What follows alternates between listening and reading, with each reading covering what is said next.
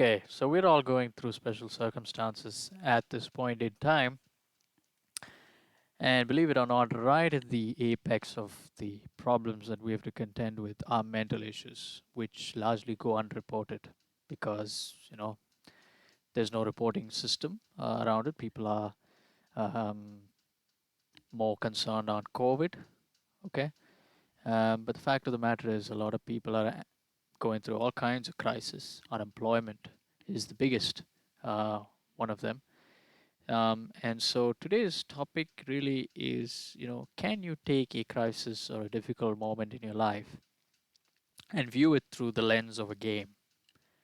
Now, as silly as that sounds, um, when has it not been the fact that, we've loved to be involved in a situation where we are sort of our own hero in an alternative reality, and there's a quest to be completed, bad guys and bosses to be defeated, and epic wins to be had.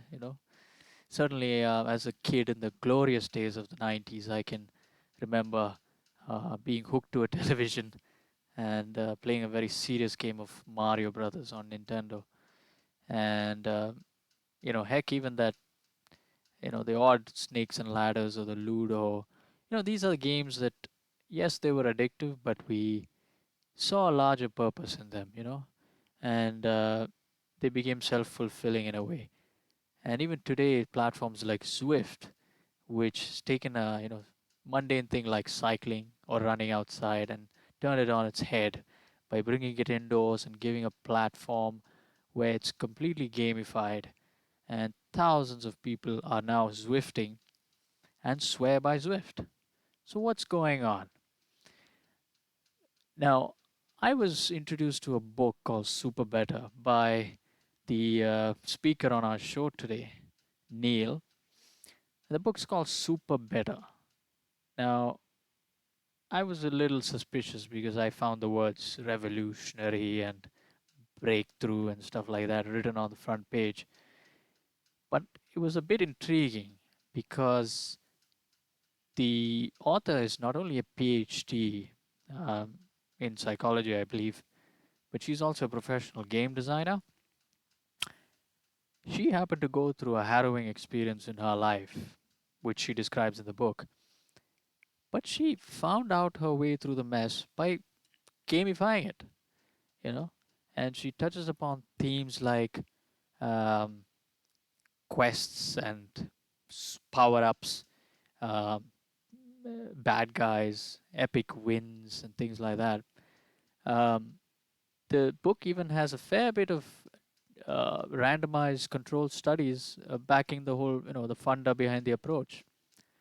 So I kept an open mind and I thought, why not bring Neil on the show to talk about it? Now, Neil is a triathlete and a coach himself, but he's also someone who I think enjoys himself with neuroscience and psychology and digging up and learning about that whole domain that most of us tend to neglect. So I think he knows what he's talking about. So let's see what Neil has to say. Again, the whole point is keeping an open mind and learning. So in that spirit, let's have a listen to Neil. Hey, can you just tell us about yourself, Neil, and where you Sure, come sure. from and your background, and Yeah, what makes you interested in yeah. the topic today? Hmm. So, guys, hi everybody, wherever you are. As far as my work goes, I am a corporate learning facilitator. So, I design and deliver trainings and learning interventions for corporate employees mostly. So, individual performance and team performance Hmm. on the emotional, behavioral side, cognitive side, all of that interests me a lot because I really want to raise the bar in that area in corporate learning. So that's how positive psychology caught my fancy. And over the last year that we've had COVID, one of the silver linings for me personally has been that I've really got into this whole domain, and it's been magical. I've found so much high quality content and so much inspiration, so much usable stuff which we can all apply. in good times and bad times and so on, to be better. And that's what got me to accept Ron's invitation again this time, because I think this chat will be pretty useful. Yeah, I mean that. Thanks, Neil. That's great. And we got an intriguing topic today. You said you wanted to talk to me about a book, and Hmm. the author of this book, her name is I hope I get this right, Jane McGonigal. She's That's right. an American game designer, but she has a Yeah, PhD in psychology or something. that's right. So she's not a Performance psychology. Yeah. she's not your run of the mill internet personality. She seems to be a scholar in this thing, and she's created a game called Superbetter, and she's even written a book on it. Correct. And yeah, it's very intriguing. So the the whole idea being that you can use games to build resilience, mental Yes. resilience. Yeah. And this author, I read a bit of a background. She had a crisis in her life where she had a concussion, a head concussion, which is That's right. That's right. pretty serious affair there. Hmm. And she created a game to help her recover, Yeah. and that's how she got into this thing. So yeah, very intriguing. But a lot of us X and Y generation kids are not immune to games. Yeah. We've grown up with games, and Hmm. and some people think it's a needless distraction, whereas others think it's great to help focus Yeah. your mind away and focus on something else. Hmm. So just yeah, just I mean, I don't know if you have something to present, but if you want to walk Yeah. us through this whole game and this Yeah. author, very keen to Yeah. know more about it. Yeah. For sure. That's the plan. So I come from a generation. I don't know about the generation, but me personally, I have always looked down on video games. You know, I remember seeing like video game arcades with massive, huge games back in the day, 80s and so on. But and this book has completely changed my point of view, not just on games, but on the general theme of gamefulness. You don't have to be playing video games, but you can and must approach challenges, difficulties, whatever, in a gameful way with a gameful mindset. That's kind of the core message. So let me just kind of dial back a little bit and then go into. I just want to take you through the structure. What are the key elements and how you can eventually apply it in life and in work. So recently, my wife turned 40, and good occasion to celebrate. So her friends put together a treasure hunt. So she was going around our community picking up clues, and I was amazed that there were some activities which had required her to get into the water, kayak, swim a little bit. She's only just beginning to learn to swim, and I was amazed that that she was able to do this. Since I was parallelly reading Super Better, the book, I realized that it might have had a lot to do with the fact that it was structured like a game. So clearly, that whole environment and the support system and the way things were structured and the wins and all of that got her to do better than she would have under normal circumstances, right? So I saw value in it, and I don't know if you've seen this movie called Life is Beautiful, Roberto Benigni. Does it ring a bell? Uh, 1997. So why I mention is that this guy in the movie, this gentleman, the protagonist, is a Jew in World War II Italy, and he and the Jews had to were moved to concentration camps and so on. And he had a young family. He had a wife. He had a something like a 4 5 year old son. So his son was with him, but kids were particularly at risk in that environment because they were not economically valuable to the Germans, so to speak, the Nazis. So he wanted to save his child from death, and the way he did it was that he turned it into the whole ordeal. He turned it into a game for his child.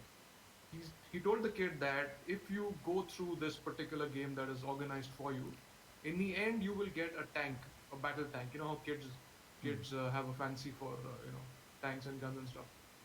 And to get there you have to do XYZ. Every day you have certain actions to take. These are the bad guys, you have to avoid the bad guys. Those are the friends, and so on and so forth. So he sort of gamified and fired up the kid's imagination, and in the process his own imagination. and got the kid through that. Now I don't want to spoil the movie for you. So, but yeah, things end well, generally speaking. And again, I when I read the book Super Better, this made sense. And I like over the last year, I've also read Yuval Noah Harari's *Sapien* and *Homo Deus*. And there again, Yuval talks about how the real power of the human species is the fact that we can believe, we have a fabulous imagination, and we can infect other people with that imagination. And when we have shared stories and shared beliefs, that's what takes us forward. So, in a video game, you kind of become the hero of your piece. And that is what that approach can help us with challenges, in life, and even with getting better with a skill if things are fine. So, that's kind of the background of the basis of this book. Now, in general, with athletes, we hear the word motivation a lot. And I, for one, don't quite like this word because when you look at you might listen to a talk or get inspired by an individual, but you know it fades quite quickly unless there is something else, unless you have a process, unless you have something called self-efficacy. Mm. Self-efficacy is nothing but you having a sense of control over the process and being able to do things that take you closer to where you want to go. So, gaming in general, and even not video games in particular, but any game puts you in that position of being the hero or tackling challenges and so on and so forth. Another aspect and reason why gaming and games and video games is so popular and so potent is the role of dopamine. So I read another book now. I'm not trying to show off, Ron. These are just books that came into my consciousness somehow about the role of dopamine. Yeah, it's called The Molecule of More. This book by Daniel Lieberman, which says that dopamine is the molecule that gets you out of bed in the morning. Otherwise, you wouldn't have any damn motivation. And it's also the molecule that doesn't let you stop. You know, how people just want to keep achieving and achieving and achieving, and no amount of money is enough, and no amount of success is enough. Dopamine is always interested in what is around the next bend. You know, so and we tend to chase dopamine in very negative ways in the world today, yeah, by probably chasing the wrong stuff. Whereas games and sports allow us to get our dopamine shot or our hit in a gameful and a gainful way, right? Mm. Another great thing that games do is that um, they allow us to have a challenge mindset as opposed to a threat mindset. Now, if you look at COVID right now, is it a challenge or a threat? It can be both, depending on how you see it, right? Or what you do with it.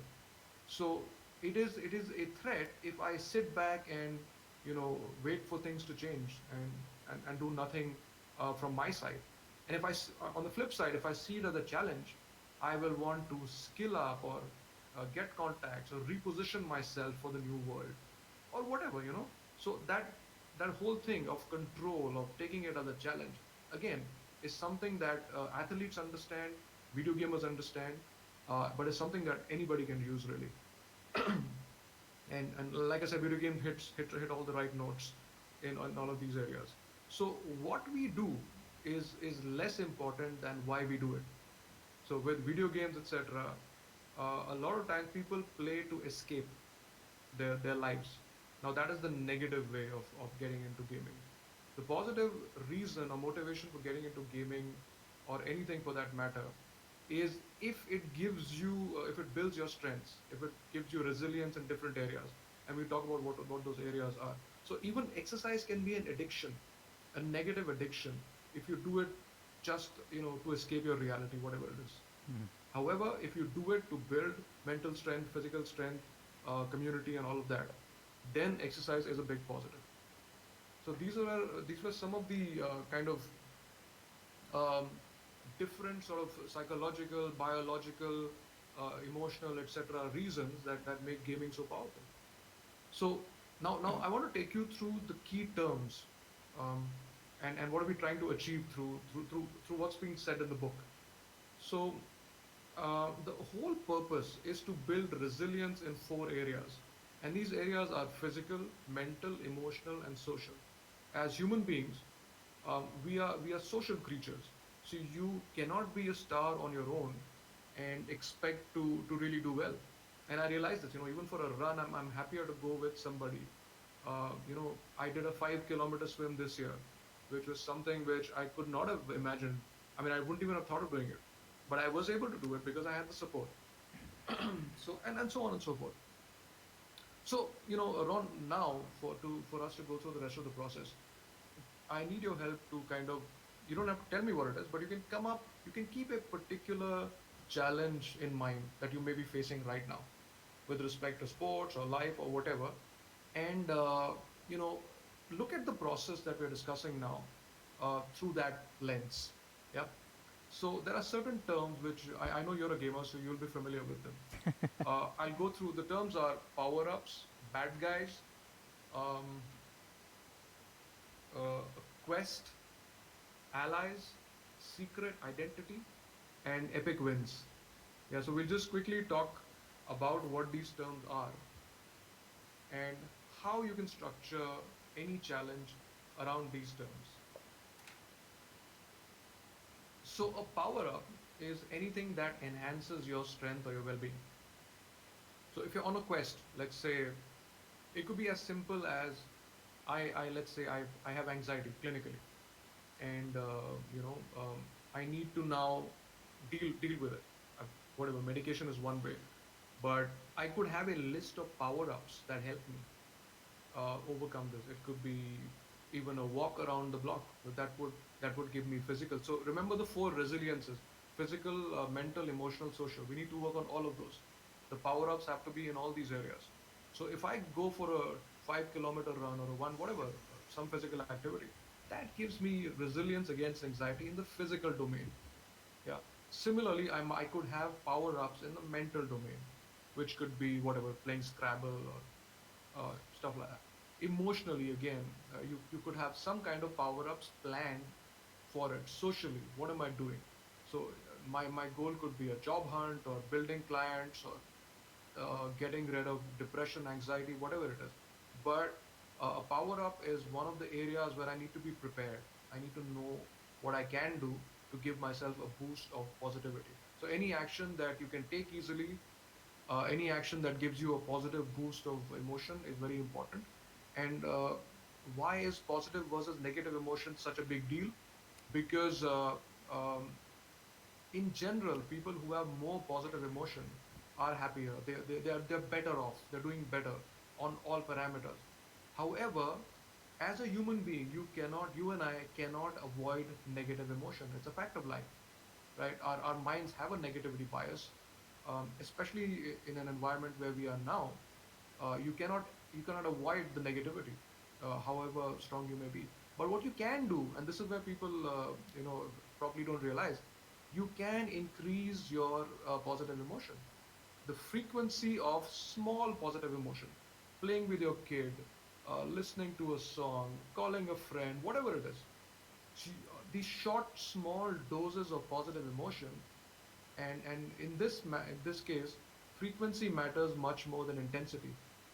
All of these little positive emotions add up, and they create literally resilience in all areas. Your immunity and so on and so forth. So that's the value of a power up. You need positivity, you need emotion, resilience in that area, in all four domains. Now, the second sort of key term that we need to know is bad guys, right? So any video game, any story, any kind of a activity that we do sometimes, we have bad guys, Mm-hmm. and in our quest against, let's say, anxiety or a job hunt or whatever it is, the bad guy doesn't have to be a person. It can be a mindset, right? So anything that blocks your progress or causes stress is a bad guy. And overcoming bad guys makes us stronger. So there is this concept of psychological flexibility. When we are able to do something that we find hard or that we find challenging, it makes us psychologically stronger. And again, bad guys exist in all those four domains that we discussed: physical, mental, emotional, social, right? So, what can you do? We need to have strategies in place that when I have this bad guy, Mr. Destructive thoughts, uh, yeah, show up, what will I do? So there are strategies for that, which is probably will take us way into way beyond the half hour that we have. But the bottom line is, these are, we know what they are. It could be procrastination, it could be negative thinking, it could be whatever. You've got to have a game plan in place which you deploy as and when you encounter a bad guy, like a negative mindset or whatever, right? So that's the second one. You need your power ups already ready. You need to know who your bad guys are, and excuse me, and what you can do about them. Have strategies for them. And another important element where these two areas match, sort of come together, is that when you tackle a bad guy, that takes energy, that takes resolve, right? Mm. So you reward yourself with a power up, at the other side. And this again kind of segues into another book called The Power of Habit by Charles Duhigg. You've heard of it, I'm sure, where he says that a habit loop has three parts, and you can't change a habit, you can only modify it ideally. And the third bit of the habit loop is reward. So when you are able to tackle your destructive habit and sort of modify it to make it constructive, you should have a reward for yourself in the other end, which could be something you like. I mean, whatever your power up is in one of those domains. So, you know, that's how these books somehow talk to each other. They're all interconnected, these Yeah, topics. man, these guys. Yeah. So we've talked about power ups, we talked about bad guys. The third kind of term, which is an ongoing thing, is a quest. Now, what's a quest? Now, if you look at again any good movie, any good novel, the hero of the story goes on quests every day. Harry Potter or whatever, Hunger Games or Rocky Balboa. They have these little challenges that they have to overcome on a daily basis or a short term basis, which eventually build up to their epic wins, Mm. right? So it could be a run, it could be whatever it is. So we need to have these quests, that we go on, and these have to be meaningful. Um, Small, powerful actions which take us closer to our epic goal. So if I want to run a marathon, my quest could be related to that. It could be about core strength, it could be certain threshold run or whatever it is. But you've got to have your quests ready. And if you compare this or look at the parallel between how you can use this for training an athlete, your training program would literally be the quest. Hmm. What do you have to do today? Yeah. And he might have to tackle his bad guys, he might need his power ups, all that is fine. But the bit that you know for sure is what is your training plan on the day, right? Similarly, it will apply to just about anything, that you can, that even with a job hunt or depression, all of that. Okay, so we've talked about power ups, we've talked about bad guys, we've talked about quests. Now, the other thing, critical aspect or element that a hero needs is allies. We are very social beings, and there is really no point in doing anything all alone. You need your circle of people who sort of have your back or who are looking out for you. And but frankly, we also realize, you and me as adults, and sometimes men are more guilty of this, is that we are afraid to show vulnerability. We want to be the strong guy, and the ego doesn't allow us to even reach out for help. So that's where this whole gaming idea is ingenious. You can ask somebody, like I could ask you, Ron, I'm on this epic journey, and I want you to be my ally. Help me with this, be my ally. Work out. And what does an ally do? An ally could help you with designing some power ups or designing the quest, which is literally what a coach does. So that is a sort of a subtle way of asking for help, by inviting your ally to the game, that help me with this game. be my sort of wingman or whatever, right? So that's the fourth element. We've talked about power ups, bad guys, quests, and allies, and we'll look at how it all comes together in the end. Another beautiful element of this is the secret identity. Yeah. So every hero, now think about Clark Kent and Superman and all of that, they have a secret identity and then they have their usual life.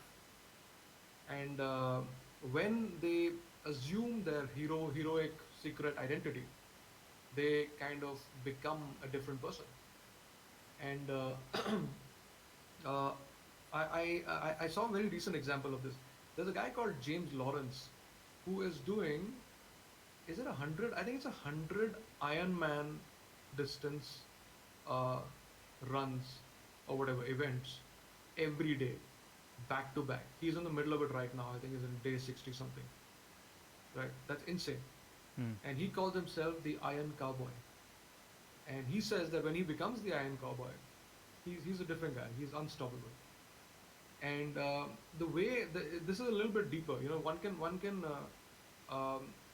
sort of decide the strengths of their hero version based on a certain survey. There is a strengths questionnaire which we can I think we spoke about this last time as well when we spoke about the positive psychology and stuff. Mm-hmm. You can identify your signature strengths as a person, Hmm. and those strengths can become your heroic qualities, which then you lend to your heroic persona and lead with that. So you got to have something special. Like even now, we call the COVID health workers COVID warriors. You give them a heroic persona. So that again plays into our imagination and our liking for stories and these sort of things as human beings, right? Now, A narrative. hmm, a narrative where you are the hero. Mm-hmm. That's the important element. You're not a victim, or you're not just flowing with the with the circumstances. You're actually doing something about it. Now, two more important elements, guys. One is that there's something called, so you've got these quests as you go along. All of these quests should lead in the end to an epic win, right? Which could be an Iron Man or whatever it is, or you starting a new business or whatever it is. So that's how you design the quests. Are they kind of helping you build up to your epic win, right? So epic win is not the final thing, but it is something epic for sure, right? So I may be running 5, 10K, whatever at the moment. If I the day I run a marathon, that'll be an epic win, or a half marathon under 2 hours, that'll be an epic, whatever it is. Or one can kind of change this in many ways depending on what you want to do. So epic wins a big must. So power ups, bad guys, quests, allies, secret identity, epic win. Now the most important thing, and this is a lot of fun actually, is that you got to keep score. And why is it so important to keep scores? If you watch, let's say, a cricket match, you enjoy it as a spectator. But I remember when we used to play in school, we used to have score sheets. Like there used to be guys on our team who sat with the entire score sheet, literally scored every run on that sheet, every white ball, no ball, whatever, balls bowled and all of that. They were involved in the game 100%. They knew everybody's strike rate, so on and so forth. So when you keep score, you make sure that you are on track. You are doing something in your using your journey on a daily basis. So, um, so as how do you play this game? What do you do? The bare minimum is three power ups, one quest, and one bad guy battle on a daily basis, right? So I might be, let's say, preparing for a marathon. To take a simple example, I've got to have a quest every day. That's my training program, for example. Uh, I've got to battle a bad guy. If I'm doing an early morning run and I don't like to wake up early, I've got to design a bad guy battle around that so that I feel positive about what I'm doing. And I've got to give myself three power ups, and that would make the day a success. That's the bare minimum. You can go for three quests, you can go for three bad guy battles, whatever. So you can score a PR in that area. But the important thing is to every day score yourself on these three parameters. You can even give yourself points. like 5 points for every. It really doesn't matter what the number is. 5 points for your quest, 5 points each for bad guy battles, power ups maybe 1 point each. So, this is again, this feeds into the biology of dopamine. This whole scoring system, getting more points, works in video games, it works in life, and it makes us more self-efficacious. You know, you feel like you're in control, you're getting better until you eventually get super better at what you're doing. So that's kind of the theory of the book, That Ron. that Yeah. th- So that that reminds me of a training session we had the other night on Tuesday, sure. a couple of days Yeah. back, at a local track, Uh-huh. and it was a time trial for runners. Mm-hmm. So it was about 3 kilometers, pretty long for beginners. 3 kilometers on the track means about 7.5 laps, Yeah. and in the heat, not everyone is Mm. having the endurance for that. But Yeah. that, I guess, was the quest. Everyone understood it, and we had an epic win in the end. The ones who got a good time. So everyone was monitored, and there was a score sheet. The people Mm. who came on top, I think the first three positions, got a Mm. gift voucher, Oh, nice. courtesy of the running club. So I think people were happy to not go in vain, that evening, Mm. but they had Mm. something in hand. Um, but then, what do you do for the rest of the guys who don't have vouchers? Yeah. So So I the mean, I mean, there's, I guess there's different ways you can answer that. One way is so to offer tips and mm. guidance and take everyone's pictures. Exactly. Photos is something people love to see, that, that and that gives you a social power up. The absolutely, fact that your peers applauded you for the effort or whatever. absolutely. That's a social power up.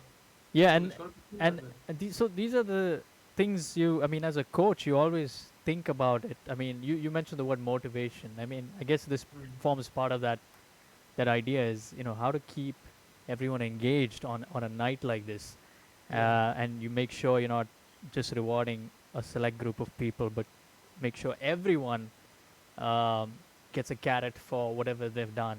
Yeah, Um, yeah, yeah. Absolutely. so I mean, By the this. way, there's a smartphone app uh, where Superbetter is available for free. There's also a website, so people can actually open their account, start their own epic wins. Okay. There are Wow. like for certain psychological challenges, there are already a list of power ups and quests and all of that. But you could literally put your own journey, like I want to do a marathon, and these are the power ups that I like, maybe 10 power ups, a list of 10 power ups Yeah. that you have, and you've got your quests, you've got your bad guys to tackle.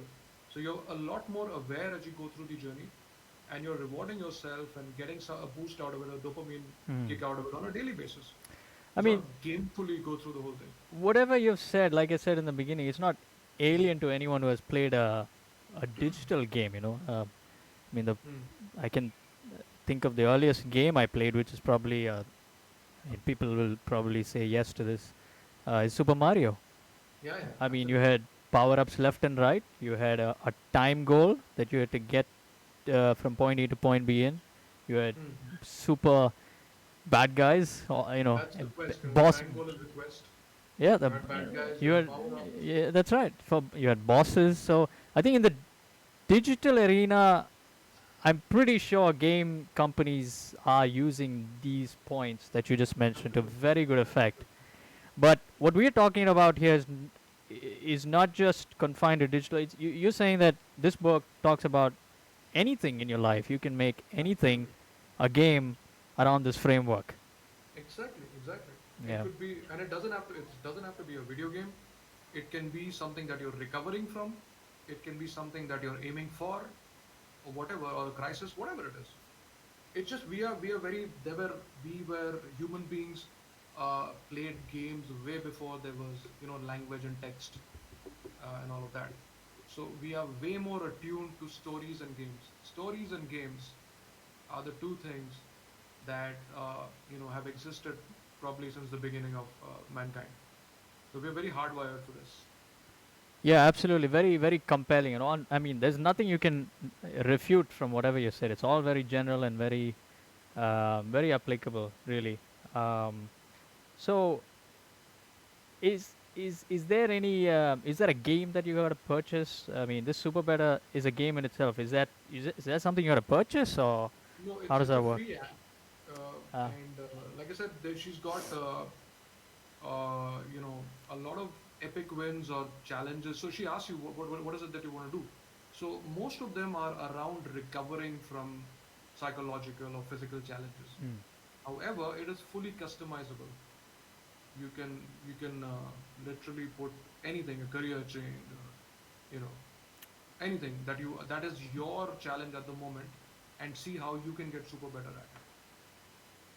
And by the way, your allies can also be asked to, hmm, join the app as an ally. hmm. Yeah. So then you Okay. have this little network. So it's really set up for exactly hero's journey kind of format. You take on the bad guys and you do your wins and your quests. Yeah, I guess people have to just be bit imaginative. I mean, you mentioned about Yeah. you know having the secret identity. Yes, yes. I think Which is not compulsory, but it helps. you know, and I was just thinking, as children, we don't have, or we don't seem to have a problem with that. But as we grow up, I think we become more Yeah. suspicious about these kind of things.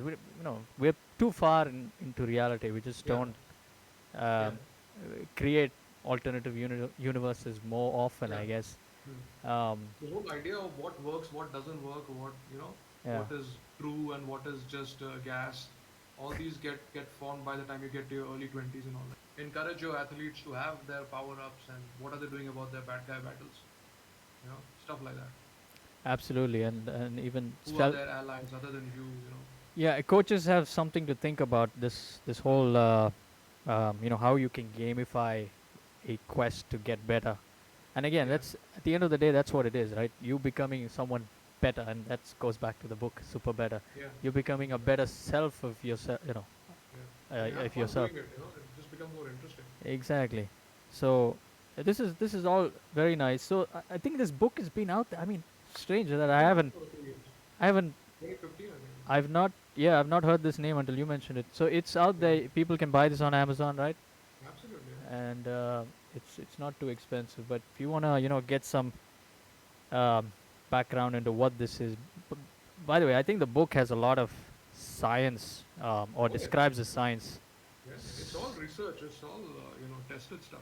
So it's not all smoke and mirrors. You get the Yeah, background into the psychological background, the yeah. science. There's all science behind it. Yeah. It's not just somebody's opinion. It's not like Seven Habits of Successful People or whatever. Like some random guy's opinion. No research. No That stuff done behind it. and I think that's one of the things people that keeps people away from these self-help books is everything. Yeah. You open a book like this and almost everything there is so general. You can't refute anything. It's like, wow, okay, Mm. yeah, I know that. I mean, that makes sense.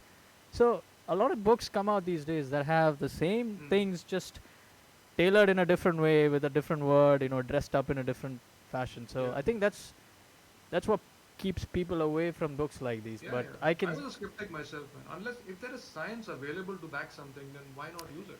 yeah, but no, but this I can already see why Super Beta is something different, and It's big. They formed a company. There's like millions of people who've done this, so it's gaining real momentum as well.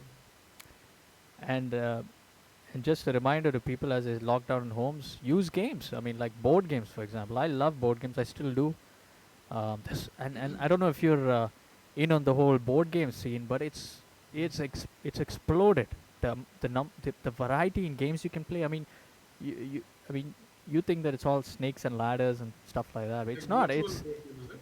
no, no, no. I'm talking about stuff you sit down at home on a desk Yeah. with friends, family, and you can Mhm. you can have up to 20, 25 players in some of these games. I mean, Wow. it's we're not kidding. And these games can go on for hours. Wow. So I mean, I've played some of these games, and that's why I'm talking to you about it. And I Like can which one? there's lots of games, bro. I mean, I don't remember the names, but because I don't Mm. own any of these games, you just go to friend's Yeah. house and they own it because hey, it's not cheap to buy these Mm. games. I mean, each game would probably in terms of UAE dirhams maybe about 400 at the minimum, 300, Oh, 400. by the way, you can now have a virtual, like for example, Scrabble. You can play it virtually as well.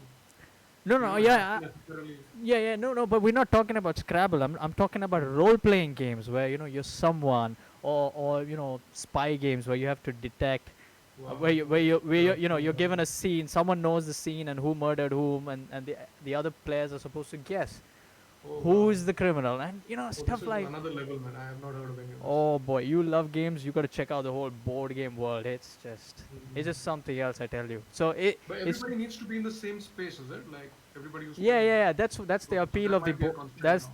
that's the appeal of the board. Yeah, that's the appeal of the board games because everyone is together. So it Mm. might be only suitable for families at this point in Yeah. time. Mm. And maybe you Or can't on the other invite side of friends. the building. Yeah, or you can invite some trusted friends. Yeah. But keep it to a small group. But Yeah. regardless, no question that games don't help you um, They with do. They with absolutely do. yeah, But you got to just be conscious about it. You got to be mindful about why you're playing the game. Maybe absolutely. just It's not the killing time. it's not the what, it's the why, as you said. Absolutely. Absolutely. Good. Thank you, Neil, so much for your time. And Thank you, Ron. again, we want to just remind viewers that because of the special circumstance in India, do your part to help out and go get vaccinated. No question about it. So tell yourself and your friends, your family members, just get it done, guys, um, and stay safe. Thanks a Issued lot. in public interest by Ron George. Thank